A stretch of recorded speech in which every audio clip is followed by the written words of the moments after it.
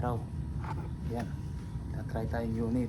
Sa wakas sumikat na yung araw mga bossing. Yan, after 14 days may araw na. Tapos natuyo na yung dito natin, yung pinagawa natin. Bumaba yung tubig ng mga 5 inch. Pero tingnan nyo naman mga bossing, yung humihingi ng update,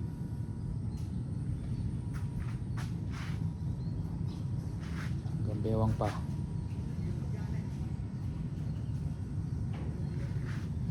Sa likod mga bossing, hindi tayo makapag-try dito, muna tayo. Nagtayo ako ng ano dyan, tubular na 2x4. Dito wala na, inarangan ko to mga bossing. Kahoy na may foam, na may rubber. Yan, hindi po kagaya ng ibang lugar na fast flat po na mabilis lumaki, mabilis bumaba. Dito matagal po bumaba. Daan-daan ang paglaki, daan-daan din ang pagbaba mga bossing.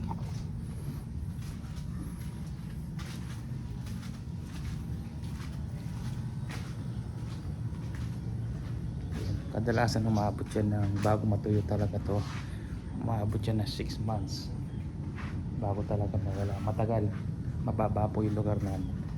Pakita ko lang yung target natin. Hindi na tayo pwede sa likod, malalim dun sa pinagtatargetan natin mga bossing. Hanggang kita, hindi ako makapaglagay ng karton dun sa target natin. Ito pinunturahan ko lang. Yan, marami na akong na-try na unit dito. Yan, taming tama ng padera. Yan, walang tama mga bossing, bagong pintura.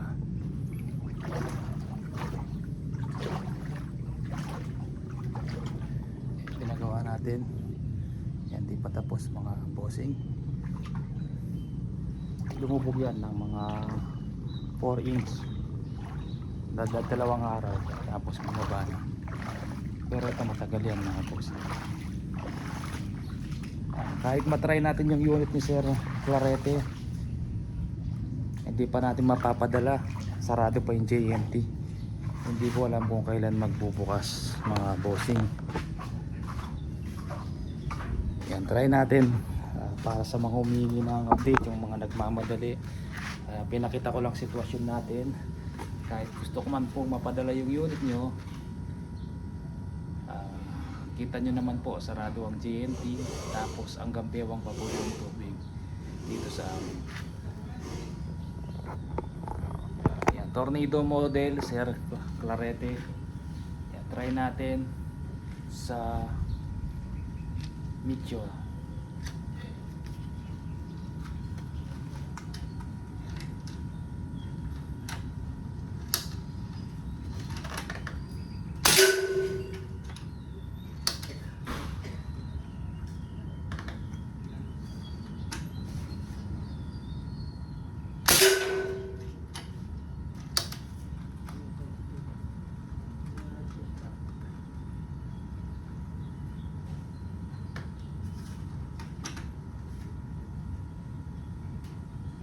Mga 1 o'clock yung open side nya, 12 o'clock konting disya lang dito, kalahati ng 1 tsaka 12 mga bossing. Yan, pero pag sinipat mo siya ng 12 o'clock tatama ka na, konting konti lang naman.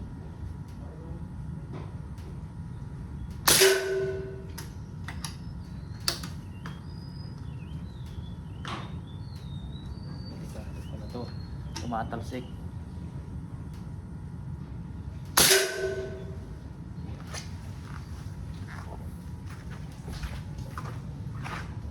Tingnan natin kung okay yung groupings. Tapos try natin sa Astro.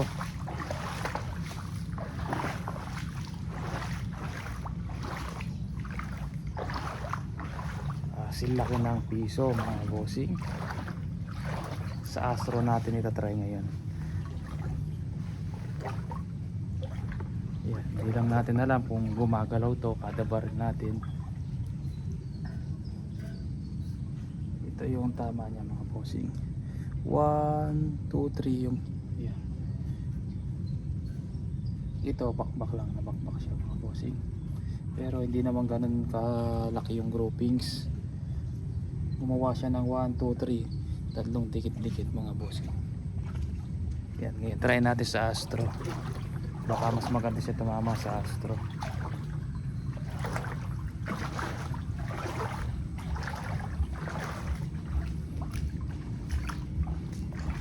Astro, kuha lang akong balat mga bossing.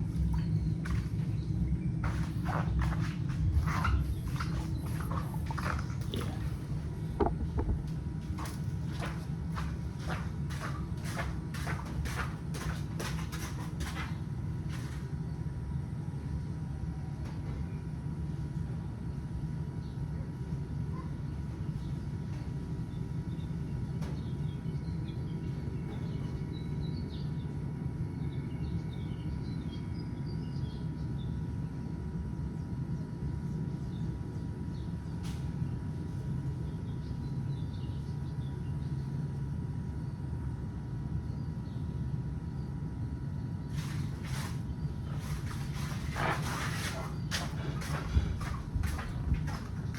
Astro,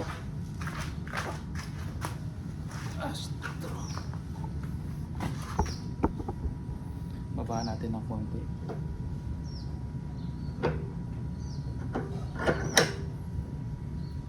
Pangikpit lang. Yung gato natin matatag na, malaki na. Itong dati yung maliit lang mga bossing, bumili ako mas malaki, tapos ginawa natin ng yan, ako nang gumawa niyan mga bossing.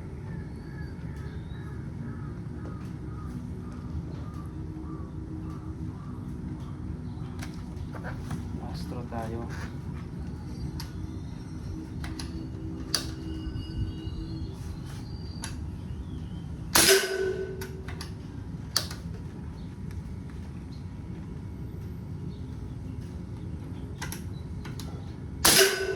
Okay sa Astro, pangalawa dun pa rin. Pangatlo dun pa rin.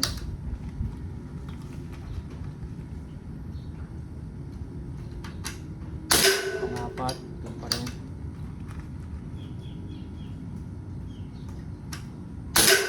Five shots, same din sa 12 o'clock, gitna ng 1 tsaka 12.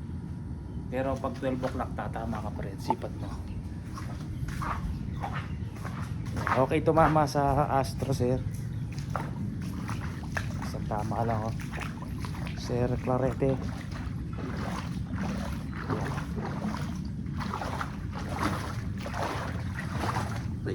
Ay, isang tama lang mga bossing. Ayun. Yan oh. Ito mo. Malaki pa yung tuturo. Ito, nabakbak lang yung pintura, pero puro dun sa taas oh. Hindi kagaya ng ano, yan, silaki ng piso o 5 piso, pero yon puro dun sa Astro.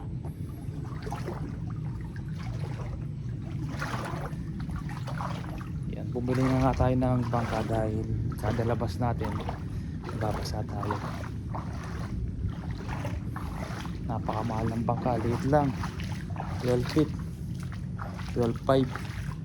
Tapos yung 16 feet, 15.5 fiber.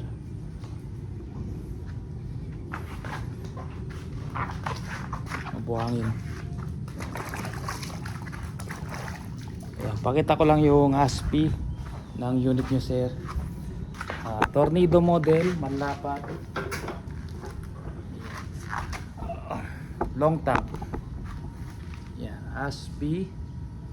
Yan, palatandaan po yan na yan po yung ternay natin at yung unit na dumating sa inyo para mapagkumpara nyo po. Lock nut nito papalitan natin ng stainless para hindi na kayo gumamit ng allen na maliit, sa kamay na lang. Yan, papalitan natin bago natin ibalot. Yan, Tornado model, 24 inches long barrel mga bossing. Silencer, yung may mga nagtatanong kung may available ako silencer na manlapat.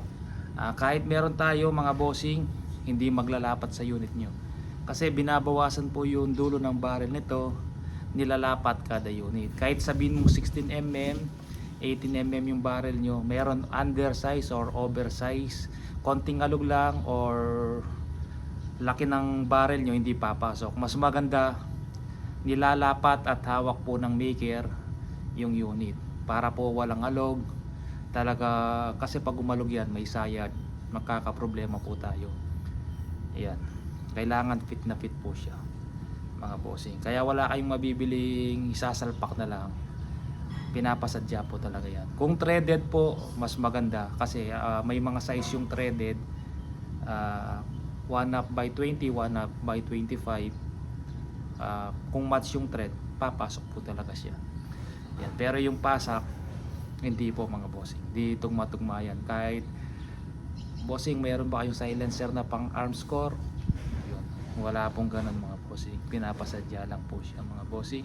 Tapos ang barrel nito hindi solid stainless.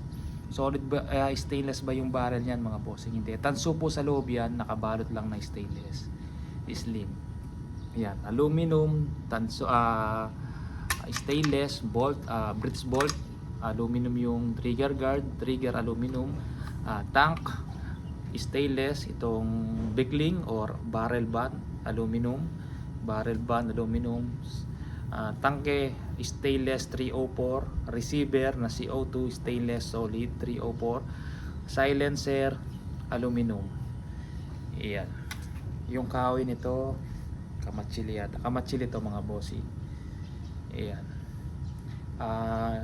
24 inches brass stainless sleeve, 12 grooves.